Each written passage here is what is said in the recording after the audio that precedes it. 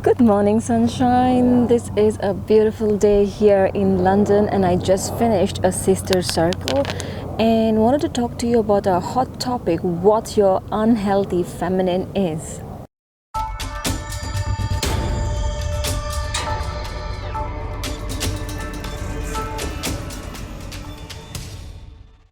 My name is Janita D'Souza, and I am a feminine lifestylist and also the creatress of Exploring Femininity, which is a medicine for modern day busy women to reconnect with their feminine and sensual selves so that they can experience more enthusiasm, joy, and fulfillment on an everyday basis without getting overwhelmed and burnt out. Recently, there has been a lot of buzz around women being feminine, embracing the feminine, tuning into the feminine energy. Over the last 5 years, I have been meeting several women on a business level as well as on a personal level, and I was always very curious about their take on femininity. Most of them did not really know what feminine is. Many of them thought they're already feminine because they wear sexy clothes and do their manicure and pedicure. And there were also several of them who did not feel the need to be feminine at all because they would be considered as weak. Being a diligent student of the teachings of the Divine Feminine and the various positive impact it has had in my life over the last 5 years, I discovered that it is my sacred purpose to redefine femininity and to bring forth a new, fresh perspective of the feminine energy to the women out there, and that's what I'm here to talk to you about. And it is really important for us women to learn about the healthy as well as the unhealthy qualities of the feminine. Yes, there are two sides to it, so that we can understand compassion much more deeply, so that we can understand our behavior, our emotions and feelings much more deeply, and also the people around us. Now, every single human being has both masculine and feminine energy in them. For a woman, the feminine energy is the dominant innate essence, whereas for a man, in most of the cases, is the masculine energy their predominant energy. In this modern day busy world, we women have adapted to living in the masculine energy most of the times in order to, most of the times, succeed. And this, I believe, is quite an illusion because living for a long time in our masculine energy has drained us women of our intuition, of our feminine guidance, of our health, of our sensuality, and our connection to the divine body.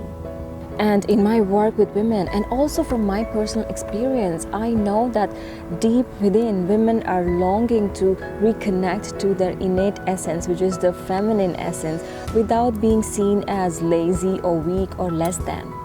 Instead, feminine energy is life-giving. It is all about being. It's about being compassionate, passionate, radiant.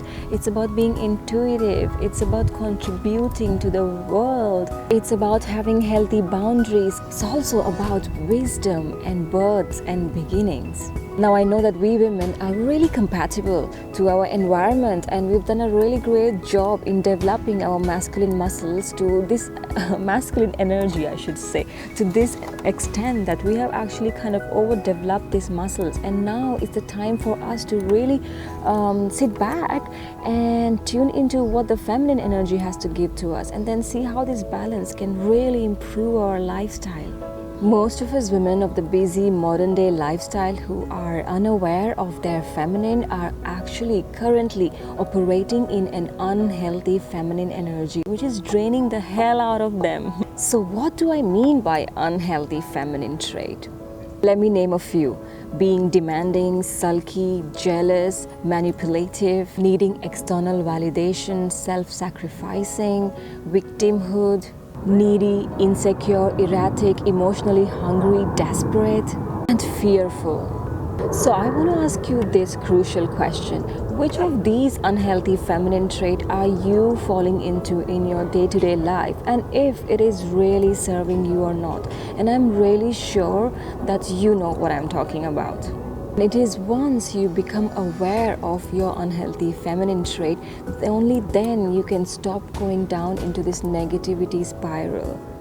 As the famous saying goes, awareness is the first key to making any kind of change.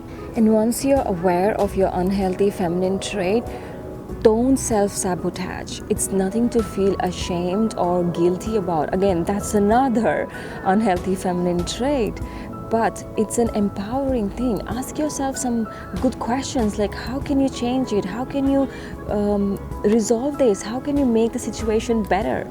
And this is how we improve on a day-to-day basis, inch by inch.